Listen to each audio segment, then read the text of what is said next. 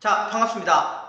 군용 클래스 군용쌤입니다. 자, 오늘은 우리가 독도와 간도 문제에 대해서 살펴보도록 합니다. 사실 독도와 관련해서는 오늘날 아직까지도 일본과 영토 분쟁 중에 있고요. 간도는 물론 지금 현재는 중국 영토에 포함이 되어 있습니다. 사실 독도 문제 같은 경우는 우리가 실효 지배를 하고 있기 때문에, 즉 아직까지 우리나라 땅으로 우리가 관리하고 지배하고 있기 때문에 일본에 얼토당토하는 그런 주장들을 우리가 사실 일일이 다 대응할 필요는 없겠지만, 그러면 독도와 간도 문제가 어떻게 이어져 왔는지는 이 역사 시간에 다뤄봐야 되지 않을까 해서 교과서에도 수록되어 있고 저도 한번 해보려고 합니다. 자, 그럼 우리 독도와 간도 위치부터 알아야 되겠죠. 자, 간도의 위치는 여기입니다. 한반도 북부, 그러니까 두만강 쪽과 압록강 쪽에 있는 서간도, 북간도로 나뉘고요. 여기 연해주라고 써놨는데 어쨌든 이곳이 간도고요. 여기서 나중에 일제강점기 시기에 수많은 독립운동가들이 여기서 독립운동 기지를 건설해서 뭐 여러가지 독립운동을 합니다. 어쨌든 간도 지역은 여기. 자, 독도는 어디입니까? 바로 울릉도 옆에 여기가 독도죠. 자, 그러면 이 지역들이 어떻게 영토 분쟁이 되었는지 한번 살펴보도록 하겠습니다. 사실 간도 같은 경우는 우리가 고구려와 발해의 옛 땅으로서 우리 조상들이 살았던 삶의 터전이었습니다. 뭐 여기뿐만 아니라 사실 좀 더 북쪽에서도 북쪽 중국 땅 일부가 사실 고구려, 발해의 옛 땅이었다는 것을 우리가 2학년 때 그리고 다른 역사 시간에 배웠을 겁니다. 그러다가 사실 고려, 조선으로 이어지면서 통일신라가 대동강 이남으로 영토가 축소되었고, 고려와 조선이 영토가 북쪽으로 올라갔다라고 해도 한반도 위치에 있었기 때문에 사실 잊혀진 땅이었죠. 그러다가 19세기에 오면 간도로 이주가 증가합니다. 뭐 여러가지 상황에 의해서 간도로 이주, 조선인들이 간도로 이주를 되게 많이 했습니다. 그런데 그렇게 되니까 청나라와 마찰을 하게 됩니다. 이 청나라라는 나라는 여러분들이 아시겠지만 만주족이 세운 나라고, 이 만주가 바로 여기거든요. 만주가 바로 여기 이 땅이었기 때문에 이들이 원래 삶의 터전도 여기였는데, 조선인들이 여기로 자꾸 조선이 이주하니까 청나라와 이렇게 마찰을 벌였다라는 겁니다. 실제로 이 과정에서 뭐 약초를 캐러 간 약초꾼, 조선인 약초꾼을 청나라 군인이 죽이기도 하고 뭐 이렇게 여러가지 영토 분쟁이 있었습니다. 그러자 이제 조선 정부와 청나라 정부가 안되겠다, 백두산 정계비를 만들자라고 해서 여기 백두산 정계비를 여기에 이렇게 만듭니다. 백두산 정계비를 이렇게 만드는데, 이 백두산 정계비의 내용이 이렇게 되어 있습니다. 서쪽 경계는 압록강으로 하고 동쪽 경계는 통은강으로 한다라고 이렇게 규정을 해놨습니다. 이 정계비에 써져 있었습니다. 자, 그런데요, 압록강은 여기에 있는 강이 압록강이거든요. 여기 있는 우리나라 한반도 최북부에 있는 강이 압록강인데, 통은강은 어디냐라고 하는 거에서 중국의 입장에서 통은강은 두만강이다.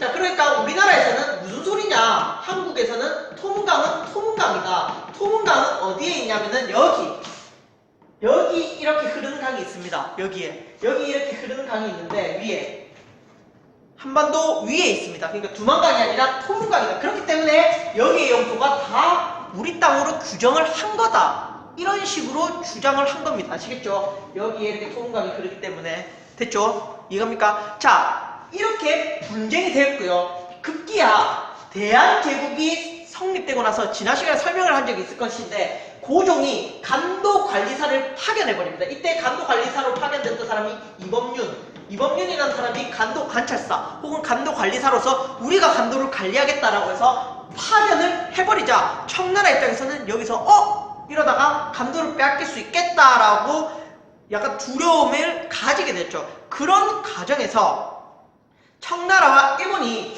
이 간도와 관련해서 청과 일본이 밀약을 맺어서 청나라가 남만주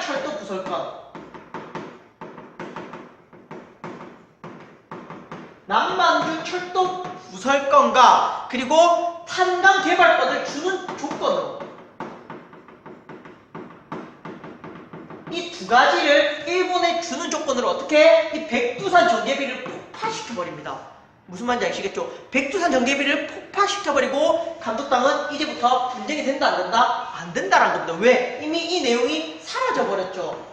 동쪽이 토문강이다. 사라져버리면서 그 증거가 사라져버렸기 때문에 이제 토문강인지 두만강인지 따지지 않고 결국은 이제 우리나라 영토가 이렇게 한반도로 축소되게 되었다. 뭐 이런 주장입니다. 사실 뭐 중국에서 주장하는 두만강, 한국에서 주장하는 토문강이 어떤 것이 맞는지 사실 저도 판단하기 조금 어렵습니다. 물론 우리나라 입장에서는 토문강이라고 주장하면 영토가 넓어지기는 하겠지만 사실 조선의 영토는 두만강과 압록강이었거든요. 그래서 어느 주장이 어떻게 맞는지는 제가 여기서 대답을 해드릴 수는 없을 것 같고, 그리고 19세기에 중국과 조선의 논의가 어떻게 이루어졌는지도 사실 알 수 없기 때문에 분쟁이 될 수밖에 없겠지만 사실 분쟁조차 되지 못하게 일본이 남만주 철도 부설권과 탄강 개발권을 대가로 이걸 폭파시켜버렸던 것은 사실 용서받지 못하는 행동입니다. 사실 잘못된 행동입니다. 역사적인 사료를 없앤 거니까요. 어쨌든 간도 문제는 이렇게 정리가 됐습니다. 일본이 백두산 전개비를 폭파시키면서 이렇게 정리가 돼버렸습니다. 자, 그 다음 독도 문제 살펴보겠습니다. 독도는 우리가 잘 알다시피 지금도 일본과 영토 분쟁을 하고 있고요. 여기 울릉도의 부속도서로 포함되어 있습니다.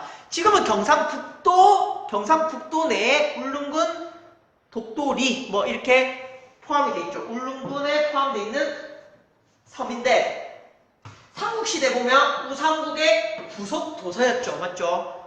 삼국시대 보면 우상국의 부속도서였고, 조선시대 때 보면 일본인들이 자꾸 이쪽으로 와서 납치를 하니까 안영복이라는 인물이 숙종대 인물입니다. 안영복이라는 인물이 일본에 가서 독도가 우리 것이라는 것을 확인받기도 했습니다. 조선시대 때는.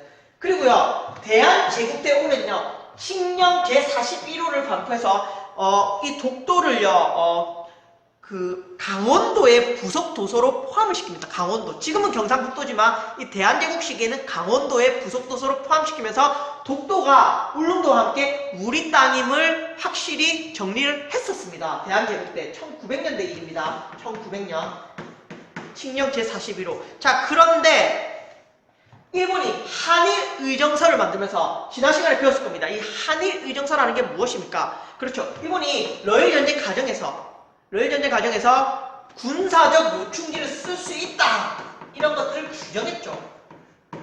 그러면서 울릉도가 군사적 요충지다, 러시아의 남하를 막기 위한 군사적 요충지라고 하면서 울릉도에 망루를 설치하고, 망루는 배가 오는지 안 오는지 지켜보는 등대랑 비슷한 거라고 생각하면 됩니다. 약간 배가 오는지 안 오는지 지켜보는 거. 그리고 울릉도 외에 독도에도 이런 망루를 설치할 계획을 세우면서 울릉도와 독도를 불법으로 편입을 했습니다. 1904년에 이거 한일의정서 과정에서. 아시겠죠? 자, 그런데 일본이 지금도 그때 편입한 것을 계속 원래부터 자기의 땅이었다라고 주장을 하는 거죠. 사실 1904년에 일본이 불법으로 점령을 하고 편입을 한 겁니다. 아시겠죠? 자, 그렇기 때문에 간도와 독도 문제 이렇게 정리를 할 수 있습니다. 어쨌든 간도는 일본이 백두산 전개비를 폭파시키면서 일단락 되어버렸고, 독도는 한일의정서에서 일본이 군사적 요충지 명목으로 독도를 불법 편입을 했다, 이런 식으로 해서 아직까지 이런 문제가 남아있다, 이렇게 이해하면 될 것 같습니다. 자, 역사는 준용쌤 오늘 여기까지 하겠습니다. 자, 다같이 큰 소리로 따라 읽어 봅시다. 간도, 백두산 전개비, 독도, 대한제국 칙령 제41호, 간도, 백두산 전개비, 독도, 대한제국 칙령 제41호,